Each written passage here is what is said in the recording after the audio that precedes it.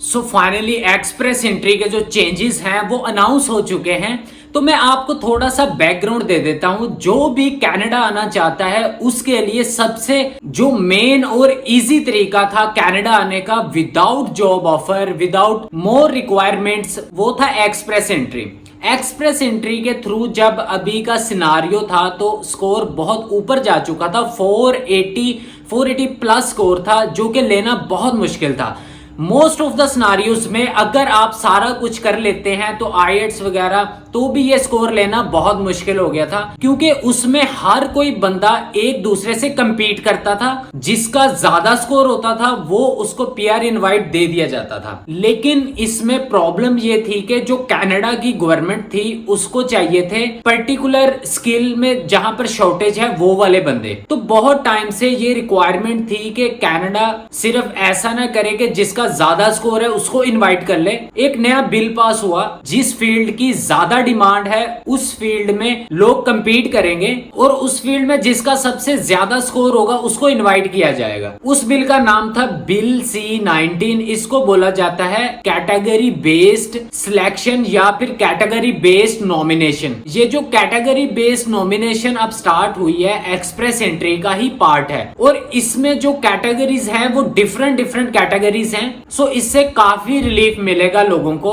For example, आपकी category में आपका स्कोर सबसे ज्यादा है, you don't have to worry about के आप किसी और कैटेगरी में किसी और का स्कोर आपसे ज्यादा है तो आपको अपनी ही जॉब स्किल में compete करना पड़ेगा। इससे काफी लोगों को फायदा होगा और उसका इनवाइट आएगा। सो आज की वीडियो में इसी के बारे में बात करेंगे, कौन कौन सी कैटेगरीज हैं, कैसे ये कैटेगरी सिलेक्ट की गई है, कौन इन कैटेगरीज के लिए एलिजिबल है, क्या सारी कैटेगरीज की जो एलिजिबिलिटी रिक्वायरमेंट्स हैं वो सेम है, कब ये कैटेगरीज बेस्ड ड्रॉ स्टार्ट होगा, और क्या इसका इम्पैक्ट जो अभी एक्सप्रेस एंट्री चल रही है वो चलती रहेगी या बंद हो जाएगी, या फिर जो पीएनपी नॉमिनेशंस हैं उन पे क्या इम्पैक्ट पड़ेगा। ये सारी वीडियो इसी के रिलेटेड है। अगर आप कनाडा आना चाहते हैं तो आपके लिए बेस्ट वीडियो है। आई होप इस वीडियो से आपको हेल्प होगी। So without any further ado let's start the video. तो सबसे पहले बात करते हैं ये जो चेंजेस हैं वो कब अनाउंस हुए हैं। ये चेंजेस अनाउंस किए गए हैं इमिग्रेशन मिनिस्टर शॉन स्टेसन और 31 मई। हम सबसे पहले कवर करते हैं कि कौन कौन सी कैटेगरीज हैं। सबसे पहली कैटेगरीज है हमारी हेल्थ केयर की। जब कोविड आया था तो कनाडा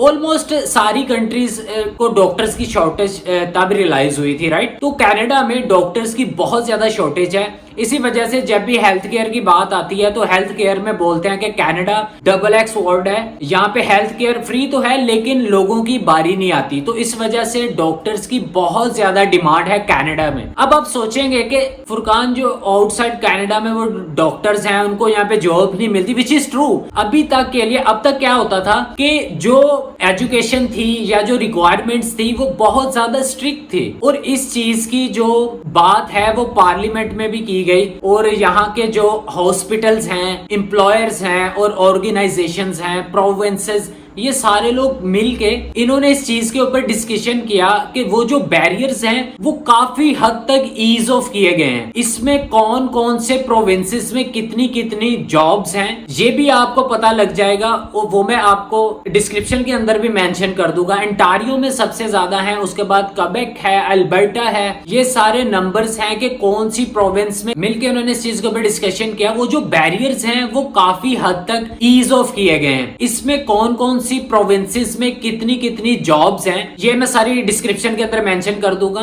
ओंटारियो में सबसे ज्यादा है, उसके बाद क्वेबेक है, अल्बर्टा है। ये सारे नंबर्स हैं कि कौन सी प्रोविंस में हेल्थ केयर वर्कर्स की कितनी डिमांड्स हैं। और एक स्टैटिस्टिक्स है, अगर आप सोचें कि सिर्फ कनाडा में कनाडा के लोग ही डॉक्टर इजीली बन पाते हैं, ऐसा बिल्कुल नहीं है। 36% जो रजिस्टर्ड नर्सेज हैं, हेल्थ केयर एड्स हैं, वो और फिजिशियंस भी आउटसाइड कनाडा से हैं। सो अपनी होप लूज नहीं करनी। If you are in health care then definitely there is a good scope, और आप इसके बारे में अब जो है अपना और प्रोसेस स्टार्ट कर सकते हैं, क्योंकि आपकी कैटेगरी बेस में आ गई है। The next category is STEM, science, technology, engineering and mathematics. काफी ब्रॉड टर्म है। फॉर एग्जाम्पल जो IT है वो भी इसी का पार्ट है, और इस फील्ड की बहुत ज्यादा डिमांड है कनाडा के अंदर। ये सेकंड कैटेगरी है, और द बेस्ट पार्ट इज इस कैटेगरी कैटेगरी में जो सैलरी है वो एवरेज सैलरी बहुत हाई है एज कंपेयर टू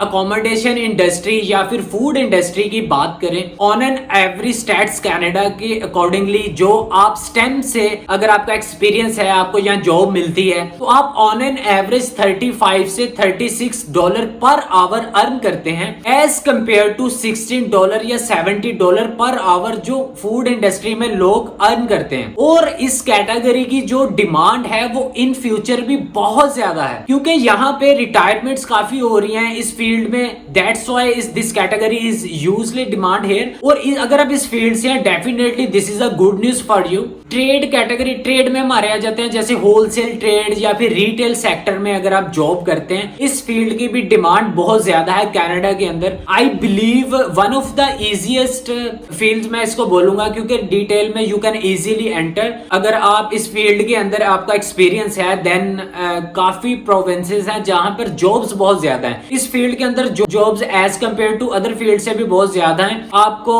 डिस्क्रिप्शन के अंदर मैंने सब मेंशन कर दिया है, अंटारियो और ब्रिटिश कोलंबिया और अल्बर्टा, इसके अंदर ज्यादा जॉब्स हैं। अब हम मूव ऑन करते हैं अपनी नेक्स्ट कैटेगरी पे। नेक्स्ट हमारी कैटेगरी है ट्रांसपोर्ट। ये थोड़ा सा ध्यान से, क्योंकि जो ट्रांसपोर्ट की जो जॉब वैकेंसीज हैं वो पढ़नी नहीं है, वो कम हो रही है सिंस 2021। अगर आपका वेयर हाउस में है, ट्रांसपोर्टेशन में है, इस फील्ड की भी डिमांड है, बट उतनी तेजी से जॉब्स नहीं बढ़ रही जैसे बाकी फील्ड्स के अंदर है। तो आपको again come back Alberta, British Columbia, ये वाली इस एरियाज के अंदर जॉब्स ज्यादा हैं, क्योंकि यहाँ पे इंपोर्ट एक्सपोर्ट ज्यादा होता है। और आप बाकी डिस्क्रिप्शन के अंदर चेक कर सकते हैं कौन सी प्रोग्रेस पे कितनी कितनी जॉब्स है। The next category is agriculture and agri food industry. इस फील्ड के अंदर भी रिक्वायरमेंट्स जो हैं वो इस फील्ड में भी जो वैकेंसीज हैं उतनी तेजी से नहीं बढ़ रही हैं, बट अगेन ये एक कैटेगरी है तो ओबियसली कनाडा को एग्रीकल्चर के जो लोग हैं उनकी रिक्वायरमेंट है। अगर आपको इस फील्ड के अंदर एक्सपीरियंस है, you can expect your accepted withdraw.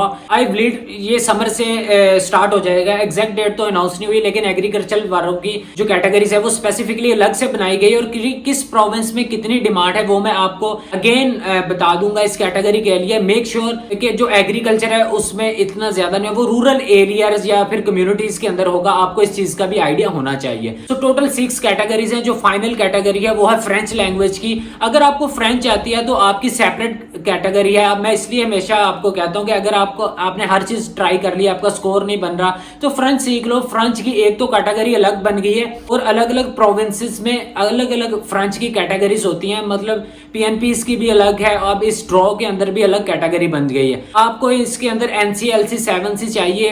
और अगर आप ये सोचेंगे कि यार हम नई लैंग्वेज ये कैसे सीखेंगे, ऐसी बात नहीं है, बहुत से लोग सीखते हैं। टाइम लगता है around 5 to 8 months। One of my known they have done it in 5 to 8 months। बस इसका फायदा ये होता है, एक तो आप कैटेगरीज में अलग से एलिजिबल हो पा रहे हैं। अगर आपका स्कोर कम है तो आपका स्कोर भी ज्यादा मिलता है। फ्रेंच देखने से आपको 50 एक्स्ट्रा पॉइंट्स मिलते हैं, विच इज रियली गुड। अगर आपके पास कोई और चारा नहीं है, आपको फ्रेंच में इंटरेस्ट भी है, तो आप फ्रेंच भी सीख सकते हैं। नाउ हम कवर करेंगे इंपॉर्टेंट क्वेश्चन। सबसे पहला क्वेश्चन कि ये जो कैटेगरीज हैं ये स्टार्ट कब होंगी। ये कैटेगरी समर में एक्सपेक्टेड है। समर चल रहा है, सब जुलाई चल रहा है, but you should be prepared, ये जल्दी स्टार्ट होने वाला है। और इस टाइम के ऊपर कनाडा में सर्दी बहुत ज्यादा है, तो वैसे भी ये जल्दी स्टार्ट होने वाला है। तो अगर आपको वीडियो अच्छी लग रही है तो आप प्लीज लाइक जरूर करें, और अगर आप पहली बार इस चैनल पे आए हैं तो मैं इसके ऊपर इन्फॉर्मेटिव कंटेंट पोस्ट करता रहता हूँ, तो आप इसको सब्सक्राइब कर लें।